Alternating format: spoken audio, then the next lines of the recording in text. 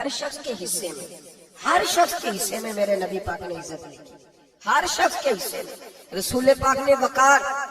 رشتوں کو حضور نے اتنا مضبوط کر دیا، اتنا مضبوط کر دیا کہ رشتے رشتے نہیں درد بن گئے. ماں کا نام آتا ہے تو آنکھوں میں آنسو آ جاتے ہیں، ماں کا نام آتا ہے تو دل تڑپتا ہے نا. یار یہ انقلاب ہے جو میلاد والے رسول نے برپا کیا. ورنہ حضرت طارق ابن عبداللہ کہتے ہیں میں حضور کے اعلان نبوت سے پہلے بھی مکے آیا تھا. آپ فرماتے میں نے ایک بوڑھی عورت کو، ایک نوجوان کو گلے میں رسی ڈال کے گھسیٹ کے لے جاتے دیکھا تو میں نے اس سے کہا کہ یہ کیا کر رہے ہو، کون ہے یہ بی بی، کیا مسئلہ ہے؟ تو وہ کہنے لگا جو میری اماں ہے بوڑھی ہو گئی ہے، کسی کام کی نہیں رہی تو بیچنے جا رہا ہوں. چلو کسی کے برتن جب مانجے گی تو میرے تو پاس کچھ نفع آئے گا نا بیچنے. یہ داستانیں نہیں. ابھی بھی جن لوگوں کی طبیعت سخت ہوتی ہے وہ قتل نہیں کر دیتے ماں باپ کو. واقعہ سنیے نا آپ نے کہ ابا میرے نام زمین نہیں کر رہا تو مار دیا.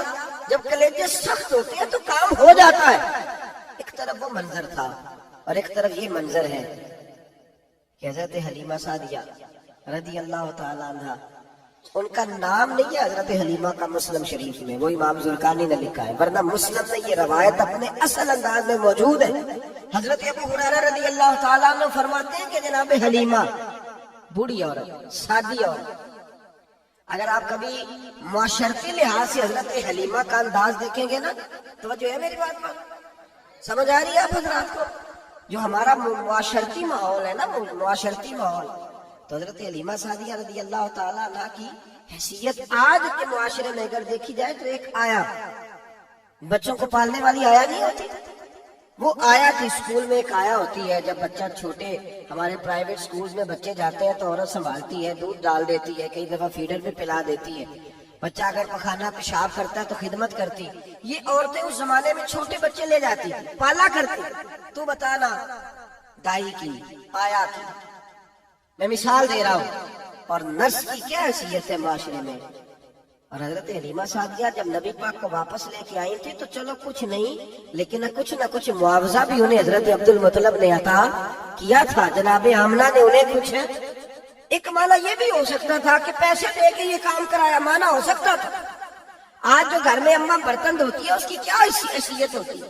وہ تو بیچاری جن برتنوں کو دھو کے ہمیں دیتی ہے، بعد میں انہی برتنوں میں ہم انہیں کھانا کھانے کی اجازت دے دیں. لیکن میرے رسول پاک نے رشتوں کو عزت دے دی، اس طرح کی عزت دی، اس طرح کی عزت دی کہ جناب حلیمہ مسجد نبی کا دروازہ گزری ہی تھی کہ حضرت ابو ہریرہ فرماتے ہیں نبی پاک منبر پر اٹھ کے کھڑے ہو گئے. رسول پاک کھڑے ہوئے، نبی پاک. میں کبھی کبھی یہ روایت دیکھتا ہوں تو میرا دل کرتا ہے میں اپنے آپ سے پوچھوں، میرا دل کرتا ہے میں اپنے یاروں دوستوں خطباء سے، واعظین سے، پیروں سے، مشائخ سے پوچھوں کہ تو بھی بتا، جب تو شاگردوں کو پڑھا رہا ہوتا ہے اور تیرے ابا جی آتے ہیں تو کبھی اٹھ کے کھڑا ہوا ہے؟ اپنے جیسے لوگوں سے، اچھے علماء کی بات نہیں کرتا، کبھی سوال کرو. یہ بڑا مشکل کام ہوتا ہے، بڑا مشکل. خیال میں دین تقریر کر رہا والد آ جائے بندہ اٹھ کے کھڑا ہو. لیکن رسول پاک نے عزتیں دی، وقار دیا.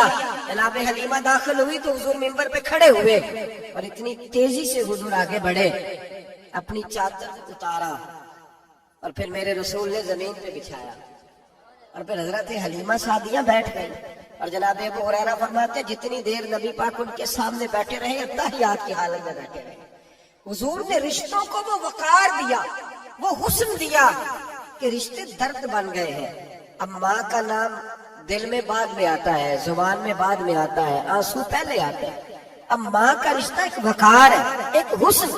الحامل الفتاوی میں امام جلال الدین سیوطی رحمت اللہ لکھا ہے فتح مکہ کے بعد نا کمال ہو گیا. وَرَأَيْتَ النَّاسَ يَدْخُلُونَ فِي دِينِ اللَّهِ أَفْوَاجًا، فوجوں کی فوجیں دین میں آ گئی. ایک زمانہ تنہائیوں کا ہوتا ہے، ایک عروج کا ہوتا ہے. عروج کے زمانے میں بڑے تعلق، بڑے رش، بڑی باتیں.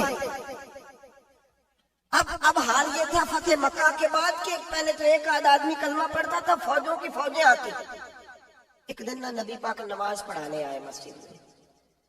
میرے نبی پاک صلی اللہ علیہ وسلم جب مسجد میں آئے تو مسجد کھچا کھچ بھری ہوئی، گلیاں بھی بھری، 10,000 کے قریب لوگ مدینے میں جمع ہیں. حضور کے پیچھے نماز پڑھنے کے لیے. پڑھیے صلی اللہ علیہ وسلم. نبی پاک صلی اللہ علیہ وسلم تشریف لائے نا، جیسے ہی مسجد میں داخل ہوئے تو 10,000 کا مجمع اٹھ کے کھڑا ہو گیا. ہمارے لیے لوگ کھڑے ہوتے ہیں تو ہماری آنکھیں پرنم نہیں ہوتی، بلکہ ہم اپنا حق سمجھتے ہیں. ہم کہتے ہیں ان کا بنتا ہے کھڑے ہونا. حالانکہ بھائی دنیا سب کے لیے کھڑی نہیں ہوتی. جب کوئی کھڑا ہونا تو نگد جھک جانی چاہیے، اور تیرے دل میں خیال آنا چاہیے کہ یا اللہ مجھ پہ رحم ہی رکھنا، اے اللہ میری پردہ پوشی کرنا، یا اللہ یہ تیری دی ہوئی عزت ہے، مہربانی کر، خفیہ تدبیر سے محفوظ فرما. کہ ہمیں احساس نہیں ہوتا الا ماشاء اللہ. اللہ کے محبوب داخل ہوئے تو 10,000 کا مجمع کھڑا ہو گیا. 10,000 آدمی کھڑا ہو تو ایک کیف بنتا ہے. تو میرے جیسا آدمی تو ویس کو سیدھی کرنے لگ جاتا ہے نا کہ بڑی شان ہے جناب، کالر ٹھیک کر لو، دستار سیدھی کر لو، کیا بات. اتنے لوگ بھی کبھی کسی کی گاڑی کے پیچھے بھاگے. لیکن نبی پاک کا انداز کیا تھا؟ رسول پاک کی آنکھوں میں آنسو آ گئے. 10,000 آدمی کھڑا ہوا، حضور رو پڑے، اور اتنا روئے کہ جناب ابو ہریرہ رضی اللہ تعالیٰ عنہ فرماتے ہیں کہ میں نے نبی پاک کے سینے سے آواز نکلتی دیکھی. جب آدمی زیادہ روتا ہے تو سینے سے آواز آتی. حضور روئے کہ سینے سے آواز آئی. آپ فرماتے ہیں پھر حضور نے آنسو پوچھے، پھر نماز مکمل ہوئی. جب لوگ چلے گئے تو حضرت ابوبکر صدیق اٹھ کے قریب گئے، کہا یا رسول اللہ صلی اللہ علیہ وسلم آج کوئی وجہ نہیں تھی رونے کی، آپ آئے ہیں اور رونا شروع کر دیا. تو میرے محبوب فرمانے لگے آج جب میں نے اپنی وہ شانیں دیکھی، وہ مقام دیکھا تو مجھے اپنی اماں کی یاد آ گئی. ماں کی یاد، رشتوں کو وہ عزت دی، وہ وقار دیا، وہ حسن دیا. کہاں نماز کے لیے لوگوں کا کھڑا ہونا، کہاں اماں کی بات چھیڑ دینا. میرے حبیب فرمانے لگے مجھے اپنی اماں آمنہ کی بات یاد آئی. میری ماں نے تو وہ دور دیکھا تھا جب وجود پہ کپڑے بھی پورے نہیں تھے، دل کرتا تھا آج اماں موجود ہوتی، میں نماز پڑھانے آتا، اللہ اکبر کہہ کے نیت باندھتا، سبحانک اللہ کے بعد سورہ فاتحہ پڑھتا، اور سورہ فاتحہ مکمل پڑھ لیتا کہ میری اماں امنہ کو کوئی کام یاد آتا. وہ پردہ سرکا کے کہتی بیٹا محمد میری بات تو سننا. تو محبوب فرماتے اللہ کی عزت کی قسم میں نماز چھوڑ دیتا، پہلے ماں کی بات سن کے آتا. میں چھوڑ دیتا نماز.